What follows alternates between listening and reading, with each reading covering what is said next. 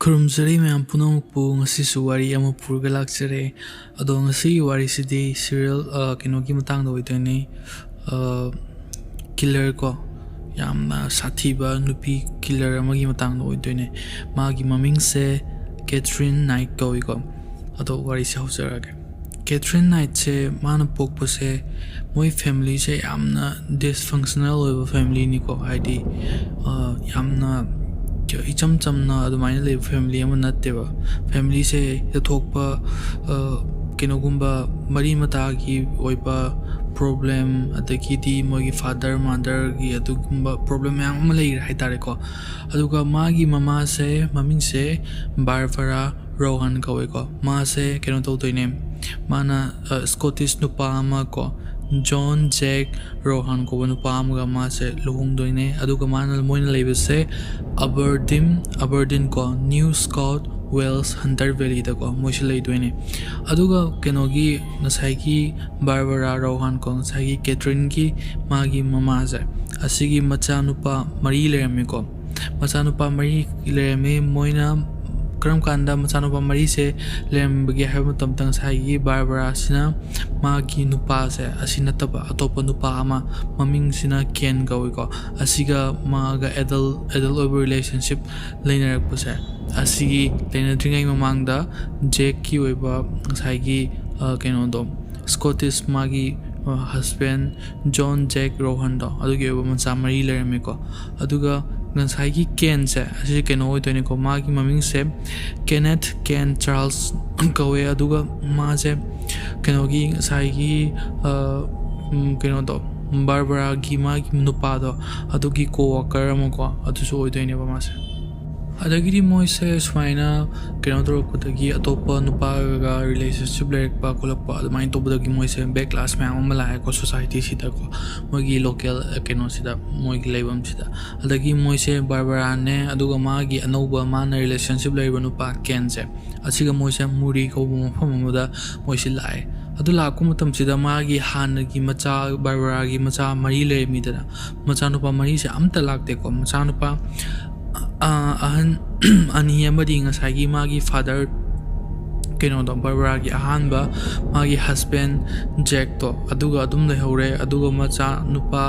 akonba keno younger to ko younger keno do ani do macha nupa ani do aduna ngasai gi Sydney da moigi mane am lei ko adugi manakta mois le hore aduga Barbara sina keno toro matungda sigi keno sida moise muri sida honga ba matungda ko macha mari amga poe Ken gi macha ko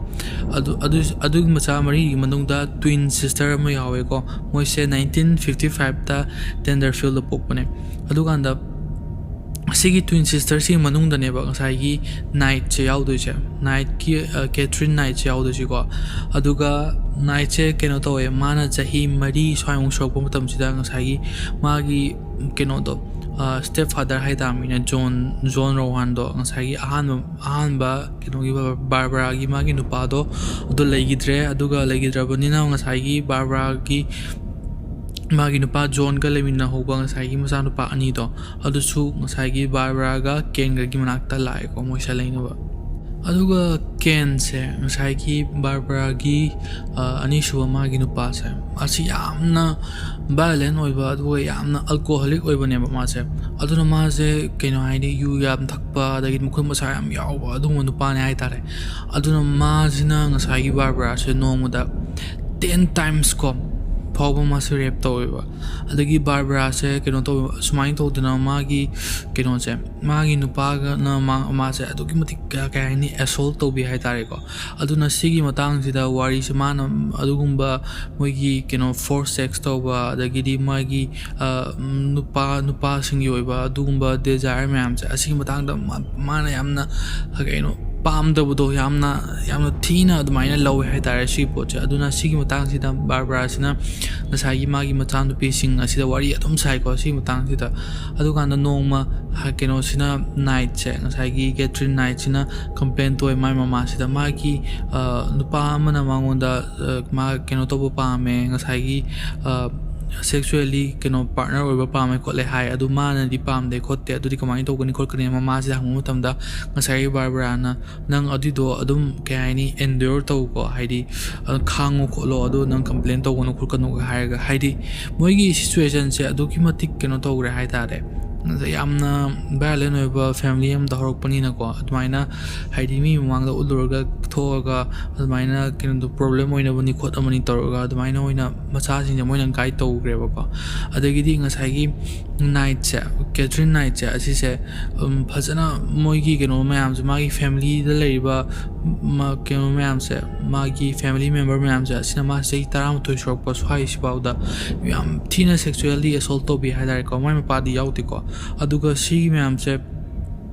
koigi psychiatrist mayam sina da Barbara da hangu tum da mana kon hayak pani ko adu moi mayam na sigi se deny to roga su ngasai family member to ba mayam do magi Barbara gi leiba mayam do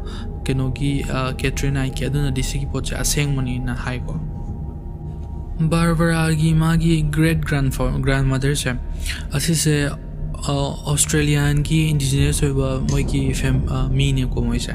dagi muri dagi ko aduna to ba ngasai gi Barbara gi great grandmother sina Irishman ama luong kholaga adumai legi bane ko smai to dana Barbara sina si poche ngasai gi Australian indigenous over se asi se Aboriginal hai ko si se yamna mana hai chau thok na lo jai adu busi gi pot se ngasai gi moi family sida di secret oina thamme kai no hai bo tam da ngasai gi si se moi gi caste ko racism adu gumba yamna to ba moi ne lei ba jaga to adu dai thokan ba ko ngasai gi Australian indigenous people ne hai ga di adu na mai thamme ko aduga se ngasai gi sina Katherine Knight che asina masai gi magi twin sister ko magi leminary pa magi sister che asiga yamna close hoy ko aduga asina taba yamna man yam close hoy se kanano haba matumda magi uncle Oscar Knight ko ma se yamna sakol ga phajana tawwa haiba a champion horseman amani ko ma se adu ma sina ngasai magi uncle se asi suicide torga 1969 sita legi roi tani ko adu lei taba madam se ma se adu kimati hari yamna nungai ge hai tare ko adu ga na man haiba da ngasai gi magi uncle gi thawai se asina la aga ma se adum visit to e mangoda adum thengam to bala e khole na dum hai ko aduga si is maina 1969 sida moi gi uncle si later mo tungda moi se Aberdeen da adum hale ko amu adai chi moi je hala ba matungda se Katherine Knight sina Muswell Brook High School da ma sikai ko aduma man high school ka ba matum sida ma se amna loner roiba dagi di ma se yamna tumin legan ba adagi adugumba aduga ma se bully su oi hai ko yamna to ba khamangona khang pikpa angang ge se asita hekta to gumba bully to gonba hekta phukan ba adai moi bo threaten to gonba admain to ne na moi classmate sing sin hai adai di nong ma ngasai gi sina Katherine Knight sina ko ma oja ama se sok toine ba ma ga khana ba matam da oja sina self defense ta torok pa hai tare nga thong bo hono gan thang sina toroga sok toine ba ko se oja sina Katherine se to ba hai tare sogal lak pa hai tare mai to dene adagidi nupam sa amachu mana admai toroga toroga thang thoga kholaga admai injure tawna ko haidi sogan na bukhalan na admai tawena su yamna haidi ma school sida admai na bully oba ki ma case am le ko adubu contrast ma se kayumba sumaina magi activity bully oba si taw do matam dadi ma se amna model oba student amune ba aduga magi award me amasu magi good behavior adagi like aso hai ba ki admai phangi ba ma se adubu night se asina magi sahi tarama surok pa sai se asida ma se school dagi ma se drop out to ko ma se to ba pa ba I ba wa hi tringe da ko aduga ma se ahan bada clothing factory amada ko kena phi kakpa khotpa admain tawagi ma thawak torame adugi matungda ma se local butcher house amda ko abattoir ko ko haidi sanga kakpa adui mafam do ada mana magi dream job ni ga haijab ko adui mafam do ma se ahamada kenogi offal gumba se kakpa offal haidi keno oidoni ko haidi saru yaw toba ngai organ gumba aduga keno gumba skin adagi di chakhau ade organ singko sigi sagi oiba yenda sulaitana adu gumba se oidoni adu tamna tamna ma se bone yawa pochai sing ja se kakpa se ma se haire adagi di ma se magi butcher knife ko aduga se ma se phange ko aduga na mana sigi butcher knife se asi se magi keno da magi phamungi ko mamang sida ma se yalaga thammeba adu man hayo tumda sigi se haili hekta handy work pe yai ko kayumba thogu ama hek thok pu tumda gaina ko adu ma thame ma se phadri po ma jail da thamdri po ko adu ma jum thom magi habit nai tar si po che adagi di ngasai gi Aberdeen da leiba local gi mi sing sina ma se hayo tumda night che ma se ma bu ek ta sawan ma mi ge se ma se keno gi physically ko threaten to gele na ko kalen no ma se yamna ge mi sing haine ko adagi night che asina magi co-worker David Stanford Kellet se asi se 1973 da ma se thengna doini ko aduna Kellet se keno yamna ma se yu yam thakpa adagi di keno do ba mi wer doini ba kino ha matam magi traumatic ko ba incident ko ani legi ngasagi magi mahana railway da thawak tormi railway job ama tormi ma se goof harvard ko adu da magi incident ani toki ko ala ham sina kaina ha matam magi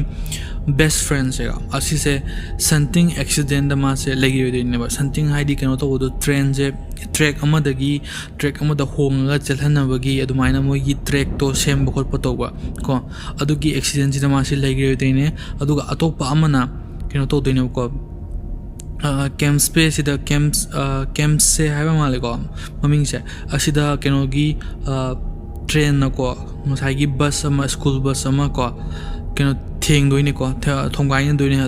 adugi school bus da yawa angang taruk ama legi yote aduga mana si se school bus tu gi da yawa mi asokpa mayam da adi do mana chingthok ngbo ko aduga na angang taruk legi da bodo adugi magi incident magi traumatic ba incident ni cinema se yamna use thakta khotana to wi bane ko adagi di magi thawak to bosida magi behavior se sum tam tarak e ko aidi magi keno se thawak to da magi buning khoi chang tre ma yu ta tha le bodina ko adagi di ma se thawak to wa ngam da gi ma thawak se to e aduga ma se Aberdeen gi keno se abattoir ngasagi butcher house se asida ma se keno thawak to ni ko adu ma tab sida Nike magi keno mayamba Katherine Knight ki mayam keno brother hai tare ko aduga ma se khangna bako aduga keno sina karigumba Kellet sina hekta keno gumba keno mi phuna babu ko adugumba hekta thorpa matamta night sina hekta ke matenga pangbi ko mai haidi moini se ama alcoholic ore ama sina abusive keno gumba bully gi type ore ko ado ani se pullaga maina hekta mi ga phubo khotpa main tawre ko moise adagidi night sina ko Katherine Knight sina Kellet se asi se moise sum leminar padagi moigi butcher house ke thengna padagi ma se luhonga sena adum moise sinar padagi luhonga sena keno sina night sina haiga ko moise 1974 sida moise luhonge aduga moina luhongbagi keno sida service sida luhongbagi mafam si lakpa matamda Kellet se asi se yamna yung aurga ngasai gi sit maning du ko motorcycle gi maning ji da tonga ga maina live ko adaidi yorok pa matam da keno sigi Nike mama Barbara sina Kellet sida ko magi advice khar pi ko haini magi keno che wife se asigi matang da Barbara na hai adudi Kellet sida ko kanang se yamna cautious orga adumaina leyo kholo kai gino hai matam da night se asisi keno to taragadi night se nangna mabuni nuai handaba admai to taragadi ma se yamna keno to bani kai magi violent oi behavior me am leibni ko adu ma se nangna chit to ba khot pa admai to taragadi magi violent oi behavior me am lei aduna nang khutong thiba nang bi khot pe ya tu nang yam section lai ko lu ga haina admai hai ko adu ganda ꯉꯁꯥꯏꯒꯤ ꯂꯨꯍꯣꯡꯕꯒꯤ ꯅꯨꯃꯤꯗꯥꯡꯁꯦ ꯑꯁꯤꯗ ꯅꯥꯏꯠꯁꯤꯅ ꯀꯦꯂꯦꯠꯁꯦ ꯑꯁꯤꯁꯦ ꯁ꯭ꯇ꯭ꯔꯦꯡꯒꯜ ꯇꯧꯗꯣꯒꯤ ꯇꯧꯋꯦꯕ ꯍꯥꯏꯗꯤ ꯃꯈꯧꯔꯤꯁꯦ ꯃꯦꯠꯇꯣꯒꯤ ꯀꯩꯒꯤꯅꯣ ꯍꯥꯏꯕ ꯃꯇꯝꯗ ꯉꯁꯥꯏꯒꯤ ꯀꯩꯅꯣ ꯀꯦꯂꯦꯠꯁꯤꯗꯤ ꯁꯣꯝ ꯅꯥꯀꯟꯗ ꯌꯨ ꯀꯩ ꯊꯛꯑꯒ ꯉꯥꯎꯔꯒ ꯃꯥꯁꯦ ꯀꯩꯅꯣ ꯇꯧꯔꯒ ꯃꯣꯏꯅ ꯏꯟꯇꯔꯀꯣꯔꯁ ꯇꯧꯕꯁꯦ ꯑꯍꯨꯝꯂꯛꯇꯪ ꯇꯧꯔꯒꯀꯣ ꯑꯗꯨꯒ ꯍꯥꯏꯗꯤ ꯃꯥꯁꯦ ꯇꯨꯝꯈ꯭ꯔꯦ ꯑꯗꯨꯒꯤ ꯃꯥꯅ ꯀꯩꯅꯣ ꯇꯧꯕꯗꯨꯒꯤ ꯑꯗꯨꯃꯥꯏꯅ ꯇꯧꯔꯒ ꯇꯨꯝꯈꯤꯕꯗꯨꯒꯤ ꯉꯁꯥꯏꯒꯤ ꯅꯥꯏꯠꯁꯤꯅꯀꯣ ꯁꯥꯎꯗꯅ ꯀꯩꯅꯣ ꯇꯧꯔꯒ ꯃꯈꯧꯔꯤꯁꯦ ꯃꯦꯠꯇꯣꯒꯤ ꯇꯧꯋꯦ ꯍꯥꯏꯌꯦꯕ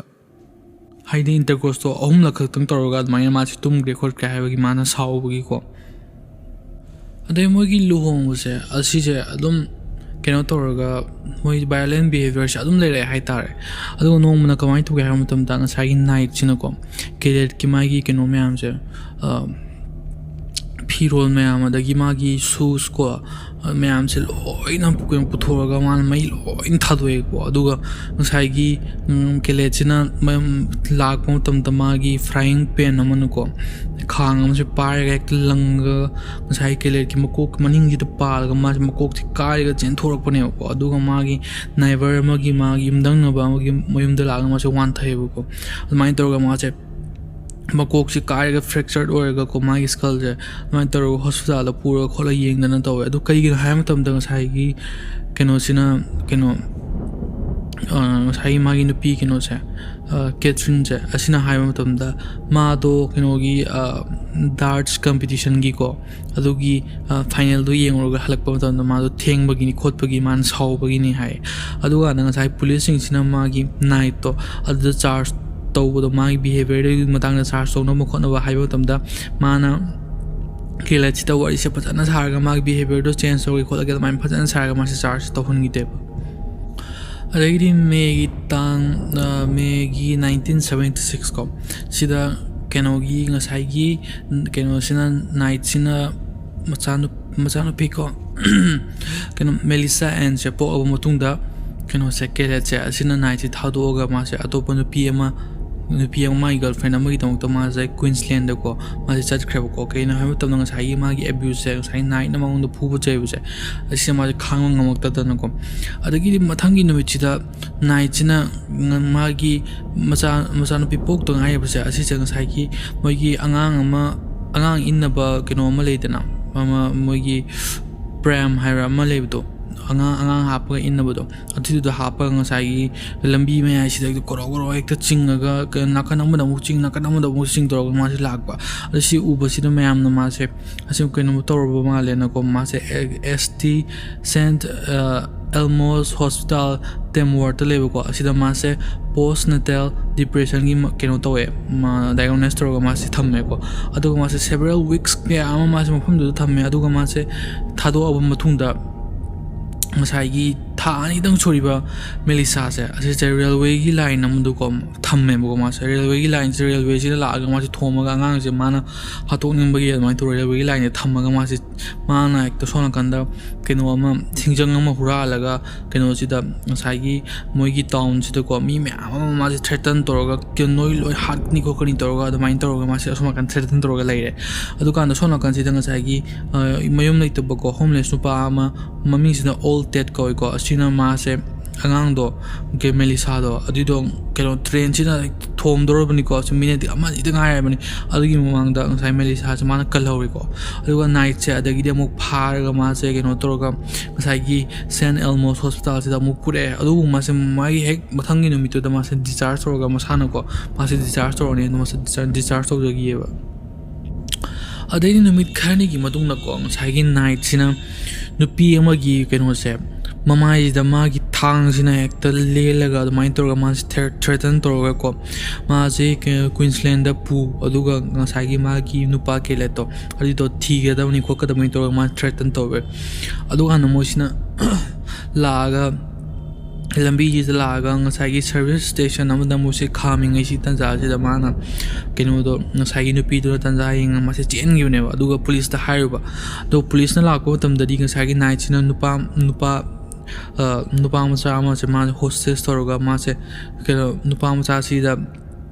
noina inguna threaten tawrdi ai si angang se halkani khotkani tawrga admain taweko admain tawrga lerme aduga anda sa police mayam sina ma se keno tawrga somchi no khuttu kandaraga khottaraga admain tawrga ma se disarm tawrga ma se Moise psychiatric hospital ma se pureko aduga na mafam du lerma nursing do adu mana haiba matam da mana saigi service keno do station da mana khame da kaino hai matam ta adugi service station du laiba nupa do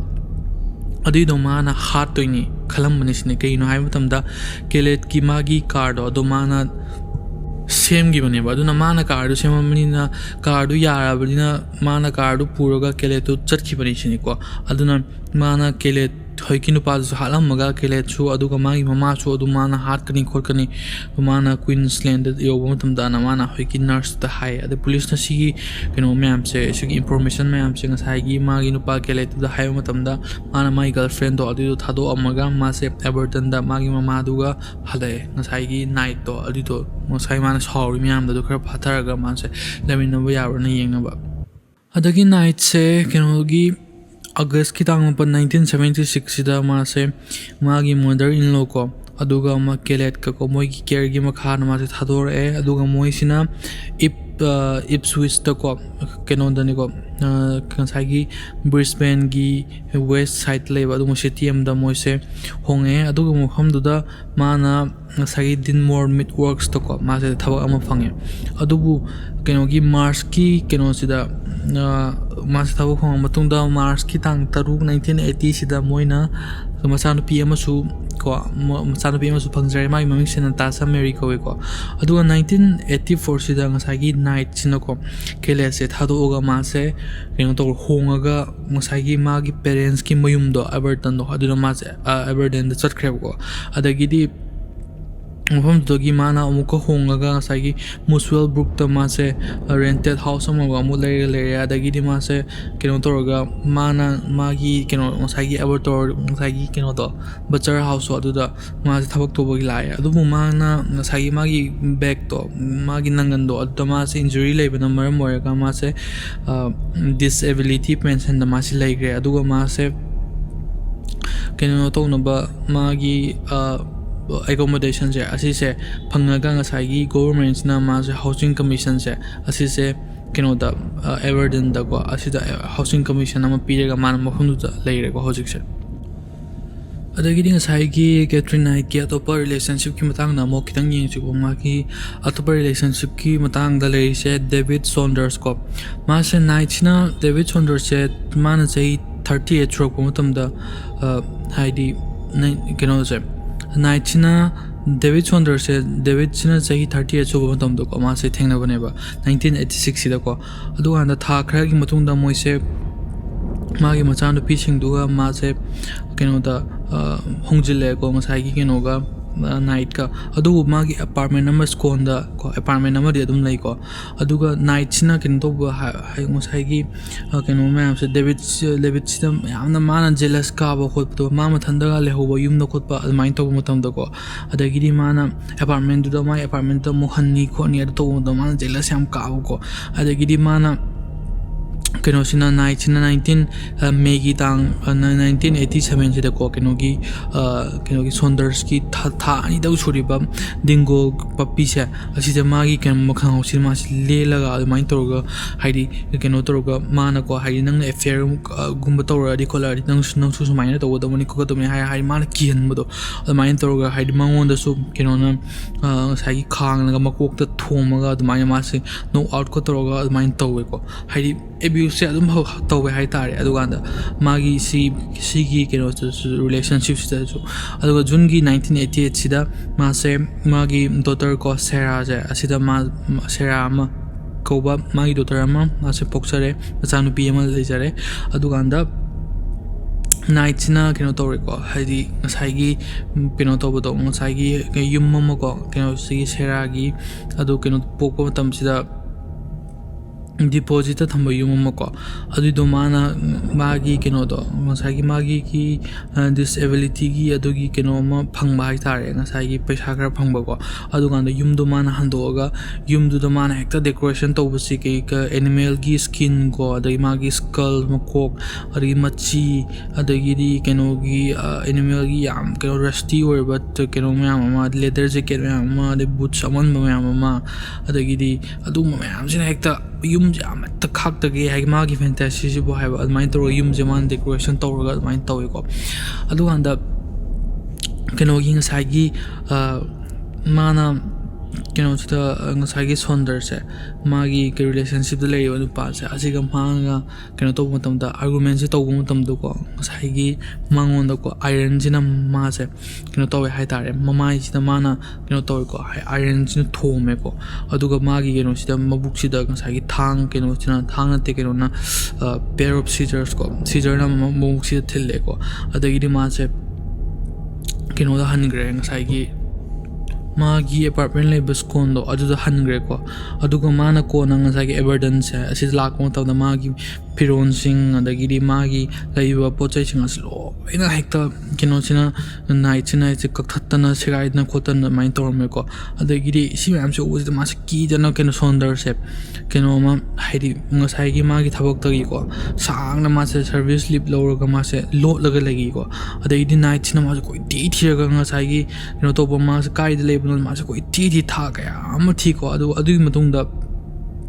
ngasai gi keno sonder sina magi macha no pido masera do adu unaba naman halak punoma do halak pum tam dang sai gi night sina keno sida police sida keno toraga report ka sito silaga admaina haidi arla na mangonda keno to abuse to khole na report tormaga police sing sina mangonda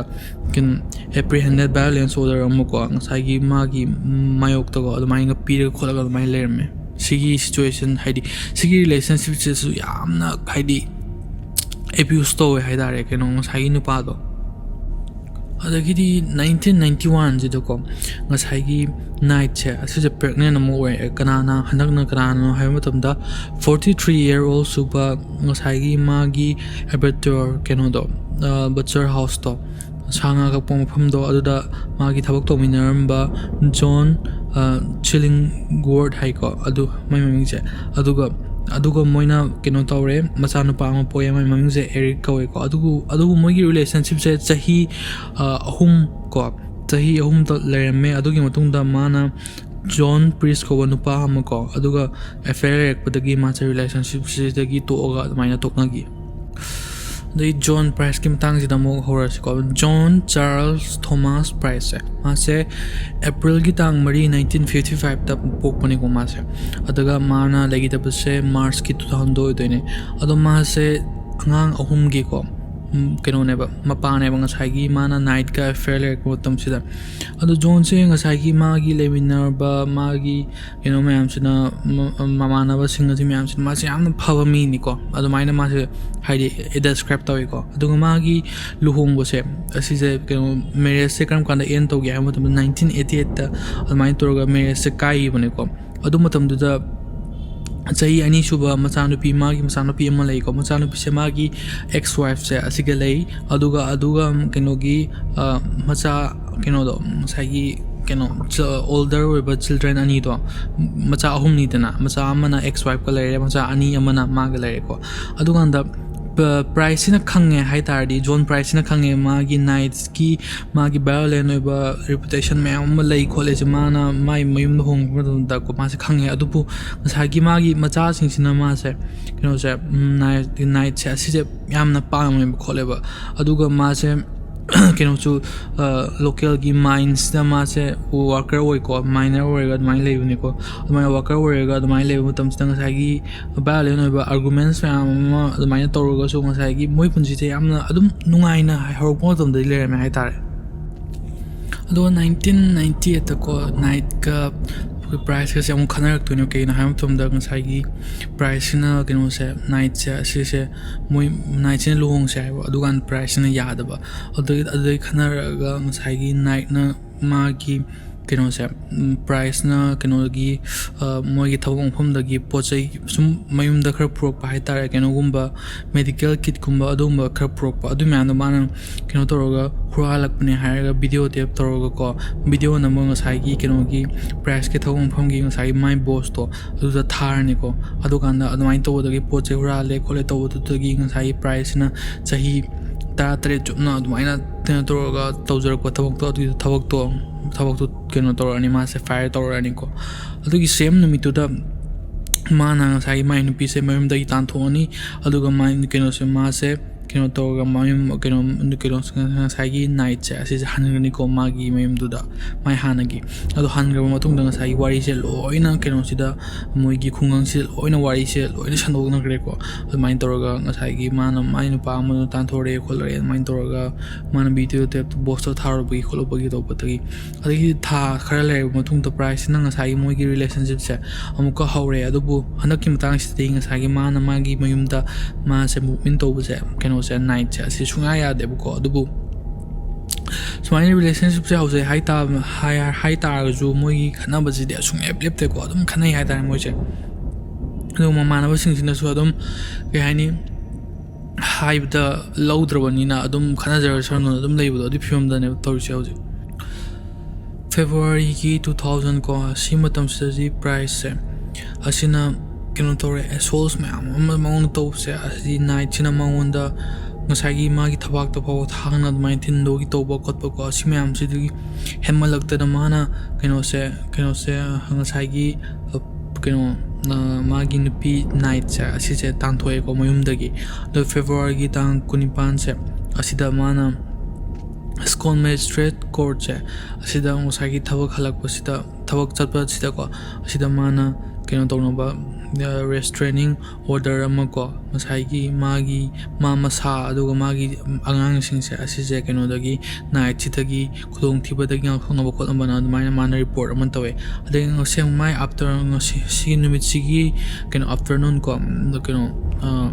ꯀꯩꯅꯣꯁꯦ ꯅꯨꯃꯤꯠ ꯌꯨꯡꯕ ꯈꯣꯠꯄ ꯑꯗꯨꯋꯥꯏꯁꯦ ꯑꯁꯤꯗ ꯄ꯭ꯔꯥꯏꯁꯁꯤꯅ ꯀꯩꯅꯣꯒꯤ ꯃꯥꯒꯤ ꯀꯣꯋꯥꯀꯔꯁꯤꯡꯗ ꯍꯥꯏ ꯑꯗꯨꯗꯤ ꯀꯩꯒꯨꯝꯕ ꯑꯩꯅ ꯃꯊꯪ ꯅꯨꯃꯤꯠꯇ ꯂꯥꯛꯇ꯭ꯔꯒꯗꯤ ꯊꯕꯛꯁꯦ ꯑꯩꯁꯦ ꯅꯥꯏꯠꯅ ꯃꯔꯗꯔ ꯇꯧꯔꯕꯅꯤ ꯍꯥꯠꯂꯕꯅꯤ ꯍꯥꯏꯁꯤ ꯅꯣꯏ ꯈꯪꯉꯣ ꯈꯣꯠꯂꯣꯅ ꯑꯗꯨꯃꯥꯏꯅ ꯍꯥꯏꯔꯝꯃꯦꯀꯣ ꯑꯗꯨꯀꯥꯟꯗ ꯃꯥꯒꯤ ꯁꯨꯃꯥꯏꯅ ꯃꯥꯒꯤ ꯍꯥꯏꯗꯤ ꯃꯥꯒꯤ ꯍꯦꯜꯞ ꯇꯧꯕꯤꯅꯕ ꯑꯗꯨꯃꯥꯏꯅ ꯃꯥꯅ ꯑꯗꯨꯃꯥꯏꯅ ꯄꯤꯕ ꯀꯩꯅꯣ ꯃꯌꯥꯝꯁꯦ ꯍꯥꯏꯗꯤ ꯍꯤꯟ ꯃꯌꯥꯝꯁꯦ ꯑꯁꯤꯁꯦ ꯀꯅꯥꯝꯇꯅ ꯁꯤꯔꯤꯌꯁ ꯑꯣꯏꯅ ꯂꯧꯈꯤꯗꯦꯕ ꯃꯇꯝꯗꯨꯗꯀꯣ ꯑꯗꯨꯒ ꯄ꯭ꯔꯥꯏꯁꯁꯦ ꯑꯁꯤꯅ ꯃꯥꯒꯤ ꯃꯌꯨꯝꯗ मासे चटलरोइदबने अदुबु माना ngसाइगी मागी केनोसिना नाइट की मागी केनोदो नुपीदो अदुना मचासिंगदो अदुदो हार्म तोवद्रा माना पाखतपगी को माना मयुमदा लाएको अदुगांदा नाइट से असिना मासे केनोतो नाइट लेरमदेबको ngसाइगी प्राइस ना केनोतो मयुमदा लाकतो नाइट लेरमदे अदुगा माना मागी मचासिंग से असिसे स्लीप ओवर की नमकता मागी फ्रेंड की मयुमदा मासे थाग्रे को हाइदि मयुमदा मी अतोप मयुमदा तुमरो कोलो ngasiदा नोई फ्रेंड तुमरो कोलो तोरगा अदुगा माना ngसाइगी इवनिंग से केनोसिना केनो प्राइस ना अतोप मागी नाइबर अमगी मयुमदा अदुमाइन लैये खोले पुंग 13 तारक पसवाइसिदा माना मयुमदा अमुहले अदुगा मासे तुंबा चंगरे को अदुगी नुमितुदा ngसाइगी केनोसिना केनो नाइट से असिना लॉन्जरी अमगा लैरे खोलगा मचासिंदगा ओलगा खोलगा माइन तोरो वीडियो गा नमदन खोतन तोय को करिगिनोदि खंगद्रे अदुगा माना कोना ngसाइगी केनो की प्राइस की मयुम से लाए अदुगा मा तुमगा लेरम को केनो सिदे केनो प्राइस दे अदुगा टीवी गादंग येंगमगा मोइना ngसाइगी केनो सिन नाइट सिना लुजबा चंगरे अदु लोरगा थोलगा मोइसे के इंटरकोर्स तोर सेक्स तोरे अदुगा मोइसे तुंगरे को मथंगी अयुकी पुंग तरुक तारकसे असिदा नेबरसिंगसिना केनो तोबोये हाई प्राइस की मागी गाड़ी से असिजे मागी ड्राइव वेदको अदुम खामगा लेबोये हाइदि मासे थबकी चटखिदबो मानबको अदगी नेबरसिना केनो तोवे ꯑꯗꯨꯃꯥꯏꯅ ꯇꯧꯕꯁꯦ ꯆꯤꯡꯅꯔꯕꯅꯦꯕ ꯑꯗꯨꯕꯨ ꯉꯁꯥꯏꯒꯤ ꯃꯣꯏꯒꯤ ꯑꯦꯝꯄ꯭ꯂꯣꯌꯔꯁꯦ ꯑꯁꯤꯅ ꯊꯕꯛꯁꯦ ꯂꯥꯛꯇꯦꯅ ꯋꯥꯀꯔ ꯑꯃ ꯊꯥꯔꯛꯑꯦ ꯑꯗꯨꯀꯥꯟꯗ ꯉꯁꯥꯏꯒꯤ ꯅꯥꯏꯕꯔꯗꯨꯒ ꯋꯥꯀꯔꯗꯨꯒꯅ ꯀꯩꯅꯣꯒꯤ ꯄ꯭ꯔꯥꯏꯁꯀꯤ ꯃꯥꯒꯤ ꯕꯦꯗꯔꯨꯝꯒꯤ ꯋꯤꯟꯗꯣꯗꯣ ꯑꯗꯨꯗ ꯃꯥꯁꯦ ꯀꯩꯅꯣ ꯇꯧꯔꯒ ꯊꯣꯡ ꯊꯤꯜꯂꯒ ꯈꯣꯠꯂꯒ ꯑꯗꯨꯃꯥꯏꯅ ꯍꯥꯡꯗꯣꯛꯅꯕ ꯈꯣꯠꯅꯕ ꯍꯣꯠꯅꯩ ꯑꯗꯨꯕꯨ ꯃꯣꯏꯅ ꯄꯨꯂꯤꯁꯇ ꯑꯦꯂꯔꯠ ꯇꯧꯏ ꯀꯔꯝ ꯀꯥꯟꯗ ꯇꯧꯏ ꯍꯥꯏ ꯀꯥꯟꯗ ꯉꯁꯥꯏꯒꯤ ꯊꯣꯡꯗꯣ ꯃꯣꯏꯒꯤ ꯐ꯭ꯔꯟ ꯗꯣꯔꯗꯣ ꯑꯗꯨꯗ ꯕ꯭ꯂꯗ ꯃꯌꯥꯝ ꯑꯃ ꯂꯩꯔꯝꯃꯦꯀꯣ ꯑꯗꯨꯀꯥꯟꯗ ꯃꯣꯏ ꯄꯨꯂꯤꯁꯇ ꯑꯦꯂꯔꯠ ꯇꯧꯋꯦ ꯑꯗꯨꯒ ꯃꯣꯏꯅ ꯃꯅꯤꯡ ꯊꯣꯡꯗꯣ ꯊꯨꯒꯥꯏꯔꯒ ꯆꯪꯕ ꯃꯇꯝꯗ ꯉꯁꯥꯏꯒꯤ ꯄ꯭ꯔꯥꯏꯁꯀꯤ ꯕꯣꯗꯤꯁꯦ ꯑꯁꯤꯁꯦ ꯂꯩꯔꯝꯗꯣꯏꯅꯦꯀꯣ ꯑꯗꯨꯒ ꯅꯥꯏꯠꯁꯤꯅ ꯍꯦꯛꯇ ꯀꯩꯅꯣ ꯇꯧꯕꯗꯒꯤ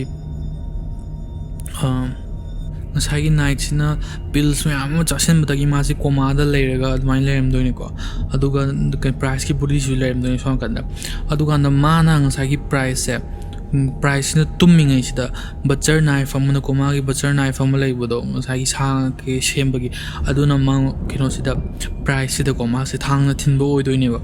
ꯑꯗꯨꯒ ꯉꯁꯥꯏꯒꯤ ꯕ꯭ꯂꯗꯀꯤ ꯂꯩꯔꯝꯕ ꯏꯕꯤꯗꯦꯟꯁ ꯃꯌꯥꯝꯗꯨꯅ ꯀꯩ ꯇꯧꯒꯦ ꯍꯥꯏꯕ ꯃꯇꯝꯗ ꯀꯩ ꯁꯣ ꯇꯧꯒꯦ ꯍꯥꯏꯕ ꯃꯇꯝꯗ ꯉꯁꯥꯏꯒꯤ ꯄ꯭ꯔꯥꯏꯁꯁꯦ ꯑꯁꯤꯅ ꯑꯦꯇꯦꯛ ꯇꯧꯕ ꯃꯇꯝꯁꯤꯗ ꯃꯥꯁꯦ ꯍꯧꯒꯠꯂꯒ ꯃꯥꯁꯦ ꯃꯩ ꯊꯥꯅꯕ ꯍꯣꯠꯅꯔꯝꯃꯦꯀꯣ ꯑꯗꯨꯒ ꯃꯥꯅ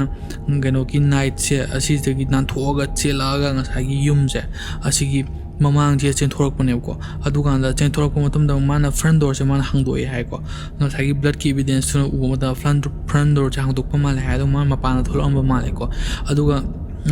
ꯃꯥꯁꯦ ꯃꯅꯨꯡꯗ ꯉꯁꯥꯏꯒꯤ ꯆꯤꯡꯁꯤꯟꯈꯤꯕ ꯃꯥꯜꯂꯦꯕ ꯉꯁꯥꯏꯒꯤ ꯄꯔꯄꯤꯇ꯭ꯔꯦꯇꯔ ꯀꯩꯅꯣꯗꯨꯅ ꯊꯥꯡ ꯄꯥꯏꯔꯒ ꯇꯥꯟꯅꯔꯛꯏꯕ ꯅꯨꯄꯤꯗꯨꯅꯀോ ꯑꯗꯨꯒ ꯃꯥꯁꯦ ꯐꯥꯏꯅꯦꯂꯤ ꯉꯁꯥꯏ ꯏꯁꯤ ꯊꯣꯛꯃꯟꯕꯗꯒꯤ ꯃꯥꯁꯦ ꯁꯤꯕ ꯑꯣꯏꯗꯣꯏꯅꯦꯀꯣ ꯑꯗꯨꯒꯤ ꯍꯦꯛ ꯅꯨꯃꯤꯗꯥꯡꯁꯤꯗ ꯅꯥꯏꯠꯁꯤꯅ ꯑꯦꯕꯔꯗꯟꯁꯤꯗ ꯆꯠꯂꯒ ꯀꯩꯅꯣ $1,000,000 ꯀꯣ ꯉꯁꯥꯏꯒꯤ ꯄ꯭ꯔꯥꯏꯁꯀꯤ ꯑꯦꯀꯥꯎꯟꯁꯤꯗꯒꯤ ATMꯗꯒꯤ ꯂꯧꯊꯣꯛꯑꯝꯗꯣꯏꯅꯦ ꯑꯗꯨꯒ ꯄ꯭ꯔꯥꯏꯁꯀꯤ ꯑꯣꯇꯣꯞꯁꯤꯁꯦ ꯇꯧꯕ ꯃꯇꯝꯗ ꯀꯩ ꯍꯥꯏꯒꯦ ꯍꯥꯏꯕ ꯃꯇꯝꯗ ꯃꯥꯁꯦ 37 times ꯀꯣ ꯊꯥꯡꯅ ꯊꯤꯟꯕ ꯑꯣꯏꯔꯝꯗꯣꯏꯅꯦꯀꯣ ꯉꯁꯥꯏꯒꯤ ꯐ꯭ꯔꯟꯠ ꯇꯣꯔꯁꯣꯒꯤ ꯐ꯭ꯔꯟꯠꯇꯁꯨ ꯕꯦꯛꯇꯁꯨ ꯑꯗꯨꯒ ꯃꯥꯒꯤ ꯊꯥꯡꯅ ꯊꯤꯟꯕꯁꯤꯅ ꯉꯁꯥꯏꯒꯤ ꯃꯅꯨꯡꯒꯤ ꯚꯥꯏꯇꯦꯜ ꯑꯣꯔꯒꯥꯟꯁꯤꯡꯁꯤꯗ ꯂꯣꯏꯅ ꯊꯥꯡꯁꯤ ꯊꯤꯟꯕꯁꯤꯅ ꯌꯧꯔꯕ ꯑꯗꯨꯒꯤ ꯑꯗꯨꯃꯥꯏꯅ ꯇꯧꯔꯒ ꯏꯁꯤ ꯊꯣꯛꯄꯗꯒꯤ ꯁꯤꯕ ꯑꯣꯏꯗꯣꯏꯅꯦꯕ ꯃꯥꯁꯦ ꯑꯗꯒꯤꯗꯤ ꯁꯤꯒꯤ ꯃꯥꯅ ꯀꯩꯅꯣꯁꯦ ꯄ꯭ꯔꯥꯏꯁꯁꯦ ꯁꯤ ꯍꯥꯠꯇꯣꯛꯄꯁꯦ ꯑꯁꯤꯅ ꯂꯣꯏꯕ ꯅꯠꯇꯦꯕ ꯀ꯭ꯔꯥꯏꯝꯁꯦ ꯑꯗꯨꯛꯀꯤ ꯃꯇꯤꯛ ꯁꯥꯊꯤꯕ ꯀ꯭ꯔꯥꯏꯝ ꯑꯃꯃꯨꯛ ꯇꯧꯔꯛꯇꯣꯔꯦꯕ ꯍꯧꯖꯤꯛ ꯉꯁꯥꯏꯒꯤ ꯄ꯭ꯔꯥꯏꯁꯁꯦ ꯂꯩꯇ꯭ꯔꯕ ꯃꯇꯨꯡ ꯀꯣ ꯅꯨꯃꯤꯠꯇ ꯍꯥꯏꯗꯤ ꯀꯩꯅꯣꯁꯦ ꯑꯋꯥꯔ ꯄꯨꯡ ꯈꯔꯒꯤ ꯃꯇꯨꯡꯗ ꯅꯥꯏꯠꯁꯤꯅ ꯉꯁꯥꯏꯒꯤ ꯄ꯭ꯔꯥꯏꯁꯁꯦ ꯑꯁꯤ ꯁꯧꯟꯁꯦ ꯈꯣꯛꯇꯣꯛꯇꯣꯏꯅꯦꯕ ꯑꯗꯨꯒ ꯁꯥ ꯉꯥ ꯌꯥꯟꯕꯗꯧꯅ ꯉꯁꯥꯏꯒꯤ ꯍꯨꯛ ꯑꯃꯗꯀꯣ ꯃꯤꯠ ꯍꯨꯛ ꯑꯃꯗ ꯃꯥꯁꯦ ꯌꯥꯜꯂꯒꯀꯣ ꯊꯣꯡ ꯑꯃꯗꯒꯤ ꯃꯣꯏ ꯂꯥꯎꯟꯁ ꯐꯥꯎꯕꯀꯣ ꯌꯥꯜꯂꯒ ꯑꯗꯨꯃꯥꯏꯅ ꯇꯧꯗꯣꯏꯅꯤ ꯊꯝꯗꯣꯏꯅꯤ ꯑꯗꯨꯒ ꯉꯁꯥꯏꯒꯤ ꯄ꯭ꯔꯥꯏꯁꯀꯤ ꯃꯥꯒꯤ ꯃꯁꯥꯁꯦ ꯑꯁꯤꯁꯦ ꯃꯥꯅ ꯀꯛꯑꯅꯤ ꯃꯇꯨꯞꯀꯛꯑꯅꯤ ꯑꯗꯨꯒ ꯃꯥꯅ ꯉꯁꯥꯏꯒꯤ ꯑꯂꯨꯒ ꯍꯥꯞꯆꯤꯜꯂꯒ ꯀꯦꯔꯠꯀ ꯄꯝꯀꯤꯟꯒ beetroot zucchini cabbage yellow squash gravy ꯍꯦꯛꯇ ꯑꯔꯩꯕꯈꯩꯁꯤ ꯂꯣꯏꯅ ꯍꯥꯞꯆꯤꯜꯂꯒ ꯃꯥꯁꯤ ꯊꯣꯡꯗꯣꯏꯅꯤꯀꯣ ꯑꯗꯨꯒ ꯉꯁꯥꯏꯒꯤ ꯇꯦꯕꯜꯁꯤꯗ ꯊꯣꯡꯉꯕ ꯃꯇꯨꯡꯗ ꯇꯦꯕꯜꯁꯤꯗ ꯊꯝꯗꯣꯏꯅꯤ ꯉꯁꯥꯏ ꯕꯥꯎꯜ ꯑꯅꯤ ꯊꯝꯗꯣꯏꯅꯤ ꯑꯗꯨꯒ ꯕꯥꯎꯜ ꯑꯃꯗꯅ ꯉꯁꯥꯏꯒꯤ ꯀꯩꯅꯣꯒꯤ ꯃꯃꯤꯡ ꯏꯗꯣꯏꯅꯦꯕ ꯄ꯭ꯔꯥꯏꯁꯀꯤ ꯃꯆꯥꯁꯤꯡꯗꯨꯒꯤ ꯃꯃꯤꯡꯗꯣ ꯏꯔꯒ ꯊꯝꯗꯣꯏꯅꯦꯀꯣ ꯕꯥꯎꯜ ꯑꯅꯤꯗꯣ ꯑꯗꯨꯒ ꯑꯁꯣꯝ ꯅꯥꯀꯟꯗ ꯕꯥꯎꯜ ꯑꯃꯁꯨ ꯑꯃ ꯂꯩꯔꯝꯗꯣꯏꯅꯤꯀꯣ ꯑꯗꯨꯗꯅ ꯃꯥ ꯍꯥꯏꯗꯤ ꯃꯤꯁꯤꯡꯁꯤꯅ ꯍꯥꯏꯕ ꯃꯇꯝꯗ ꯃꯥꯅ ꯆꯥꯒꯦꯅ ꯍꯣꯠꯅꯔꯝꯕꯒꯤ ꯃꯥꯜꯂꯦ ꯍꯥꯏꯀꯣ ꯑꯗꯨꯒ ꯑꯃꯅ ꯉꯁꯥꯏꯒꯤ ꯃꯥꯒꯤ ꯄ꯭ꯔꯥꯏꯁꯀꯤ ꯁꯤꯚꯤꯌꯔ ꯍꯦꯠꯁꯦ ꯍꯥꯏꯗꯤ ꯃꯥꯒꯤ ꯃꯀꯣꯛꯁꯦ ꯑꯁꯤꯁꯦ ꯀꯩꯅꯣ ꯇꯧꯗꯣꯏꯅꯤ ꯄꯣꯠ ꯑꯃꯗꯀꯣ ꯍꯥꯞꯄꯒ ꯊꯣꯡꯉꯒ ꯊꯝꯃꯝꯗꯣꯏꯅꯦꯀꯣ ꯑꯗꯨꯒꯤ ꯄꯣꯠꯁꯦ ꯉꯁꯥꯏꯒꯤ ꯃꯣꯏꯅ ꯂꯥꯛꯄ ꯃꯇꯝꯗ ꯏꯟꯚꯦꯁꯇꯤꯒꯦꯇꯔꯁꯤꯡ ꯌꯦꯡꯕ ꯃꯇꯝꯗ 40 to 50 degree Celsius ꯁꯥꯔꯒ ꯂꯩꯔꯝꯃꯦ ꯍꯥꯏꯀꯣ ꯍꯥꯏꯕꯗꯤ ꯑꯌꯨꯛꯇ ꯑꯗꯨꯃꯥꯏꯅ ꯑꯌꯨꯛ ꯐꯥꯎꯕꯗ ꯃꯥꯅ ꯊꯣꯡꯉꯒ ꯊꯝꯕꯒꯤ ꯁ꯭ꯇꯥꯏꯜꯅꯦꯀꯣ ꯁꯤ ꯄꯣꯠꯁꯦ ꯑꯗꯨꯒ ꯉꯁꯥꯏꯒꯤ ꯃꯥꯒꯤ ꯂꯦꯝꯍꯧꯔꯤꯕ ꯃꯥꯒꯤ ꯁꯔꯨꯛꯁꯤꯡꯁꯦ ꯑꯁꯤꯅ ꯕꯣꯇꯜ ꯑꯃꯗ ꯑꯗꯨꯃꯥꯏꯅ ꯍꯟꯖꯤꯜꯂꯒ ꯍꯥꯏꯗꯤ ꯁꯣꯀꯦꯁꯀꯤ ꯇꯥꯏꯞꯇ ꯑꯗꯨꯃꯥꯏꯅ ꯇꯧꯔ ꯊꯝꯗꯣꯏꯅꯤ ꯑꯗꯨꯒ ꯃꯥꯅ ꯅꯣꯠꯁꯤꯗꯀꯣ ꯀꯩꯅꯣ ꯇꯧꯔꯒ ꯑꯗꯨꯃꯥꯏꯅ ꯊꯝꯕ ꯉꯁꯥꯏ ꯁꯣꯀꯦꯁꯀꯤ ꯇꯥꯏꯞꯇ ꯊꯝꯕꯁꯦ ꯑꯁꯤꯁꯤꯗ ꯅꯣꯠꯁꯤꯗ ꯏꯔꯝꯃꯒ ꯅꯣꯠ ꯀꯩꯅꯣꯝꯃ ꯃꯥꯅ ꯏꯔꯝꯗꯣꯏꯅꯤꯀꯣ ꯍꯥꯏꯗꯤ ꯅꯪꯒꯤ ꯅꯔꯥꯅ ꯑꯗꯨꯅꯤ ꯑꯗꯣꯅꯤ ꯅꯪꯅ ꯁꯤ ꯇꯧꯕꯅ ꯃꯔꯝ ꯑꯣꯏꯗꯅ ꯅꯪ ꯁꯤ ꯁꯨꯃꯥꯏꯅ ꯇꯧꯔꯤꯅꯤ ꯈꯣꯠꯂꯤꯅꯤ ꯀꯥꯏ ꯏꯔꯝꯗꯣꯏꯅꯤ ꯑꯗꯨꯕꯨ ꯍꯥꯏꯗꯤ ꯁꯤꯒꯤ ꯃꯔꯥꯟ ꯃꯌꯥꯝꯁꯦ ꯃꯥꯅ ꯄꯪꯏꯗ ꯏꯁꯟꯕꯅꯦꯅ ꯑꯗꯨꯃꯥꯏꯅ ꯂꯧꯅꯈꯤꯀꯣ ꯑꯗꯨꯃꯥꯏꯅ ꯇꯧꯔꯒ ꯍꯥꯏꯗꯤ ꯃꯥꯒꯤ ꯍ꯭ꯌꯨꯃꯦꯟꯒꯤ ꯑꯣꯏꯕ ꯅꯦꯆꯔ ꯏꯟꯍ꯭ꯌꯨꯃꯦꯟ ꯑꯣꯏꯕꯁꯦ ꯑꯗꯨꯛꯀꯤ ꯃꯇꯤꯛ ꯁꯥꯊꯤꯅ ꯏꯟꯍ꯭ꯌꯨꯃꯦꯟ ꯑꯣꯏꯔꯦ ꯍꯥꯏꯇꯥꯔꯦꯀꯣ ꯁꯤ ꯀ꯭ꯔꯥꯏꯝꯁꯦ ꯇꯧꯕ ꯃꯇꯝꯗ ꯃꯥꯁꯦ ꯃꯥꯏ ꯃꯀꯣꯛꯁꯦ ꯈꯪꯗ꯭ꯔꯦ ꯍꯥꯏꯇꯥꯔꯦ ꯀꯔꯤ ꯈꯜꯂꯤꯕꯖꯥꯠꯅꯣ ꯁꯤ ꯃꯇꯥꯡꯁꯤꯗ ꯑꯗꯩꯗꯤ ꯉꯁꯥꯏꯒꯤ ꯖꯣꯟ ꯄ꯭ꯔꯥꯏꯁꯁꯦ ꯂꯩꯇ꯭ꯔꯕ ꯃꯇꯨꯡꯗ ꯏꯕꯤꯗꯦꯟꯁꯁꯦ ꯑꯗꯨꯛꯀꯤ ꯃꯇꯤꯛ ꯌꯥꯝꯃꯦ ꯍꯥꯏꯇꯥꯔꯦ ꯀꯦꯊꯔꯤꯟ ꯅꯥꯏꯠꯁꯤꯗ ꯂꯩꯔꯤꯕ ꯏꯕꯤꯗꯦꯟꯁ ꯃꯌꯥꯝꯁꯦ ꯑꯣꯚꯔꯋꯦꯜꯃꯤꯡ ꯑꯗꯨꯛꯀꯤ ꯃꯇꯤꯛ ꯑꯣꯏꯔꯦ ꯌꯥꯝꯃꯜꯂꯦ ꯑꯗꯨꯅ ꯃꯥꯁꯦ ꯀ꯭ꯔꯥꯏꯝ ꯁꯤꯟꯁꯦ ꯑꯁꯤꯅ ꯑꯗꯨꯝ ꯁꯤꯒꯤ ꯄꯣꯠꯁꯦ ꯉꯁꯥꯏꯒꯤ Catherine Knight se asida adum pointed toriba khudom bi adum mangla thil hai tare physical evidence ma'am नसु adum mihat pise mane na adum oire ko adagi magi past ki behavior leiba adagi violent behavior ma'am se asina su ma se adum haidai haid mihat pise mane na adum khange ko adu ganda ski bot se kanana tawi haibadu na te ba hujiti और तो इसे court से ना मां से कमाई punishment से पिरक तो खोलक तो अदुगी मतंग दोइना मैम से को तो बहुनरे अदैदी अदैदी सी केस सिदा किनोसिना कैथरीन सिना मा से गिल्टी प्ली तो को गिल्टी प्ली तो हाई मा मसाना एमिट तो जब तो हाई क्राइम तो अइना तो मनी खोदपनी हाई दको अदु मरम मोइतना ngasai कोर्ट रूम सिदा यामना सांगना अदगी सिना एविडेंस पुदोक्तना डिफेंस लॉयर तौदना कोतना माना तौई तौरी अदु तौना ngai दरकार तारे केनो हाई तारी मा मसाना गिल्टी दो मा मसाना ओयरेना मा प्ली तौजरे को अदुना the verdict se kamai la kya hai 2001 da Supreme Court of New South Wales na verdict se lai just na ke hai da life imprisonment without parole ko si se ke no hai da ma se sungta thador ma ke no da gi jail lagi ko no chance of parole ki chance am su le roi adu ma punsi chuppa ma gi jail da le ni ko so sumain da Katherine Knight cha si je ke no Australia gi kwai gi ahan ba imprisonment life imprisonment without parole phung ba ko mai crime cha to kim dik sathi gi ko almain tor ga hai am nam brutal extremely brutal ko lack of remorse out of the nature of actions after the murder dul tor matung man to gi ba myam ko mi je ekta ke haini उजार मिला साव के मन तौगी ma'am तो अदु number मोइदा मा से life imprisonment without payroll फंगा अदुमाय हजु पाव लेरी को तो से वारी से स्वाइड लोसिन जरगी मैम आई वारी से नुंगाइ बेटी लाइक तो बेरमु शेयर तो बेरमु अदोंगी मोल याम को बिसिंग अदुना सब्सक्राइब बटन सिंग अदुना नंबी दुना सब्सक्राइब तौरगा चैनल से सपोर्ट तो बेरमु अदुदि मथंगी वाइदा मु थैंक्स को मैम बाय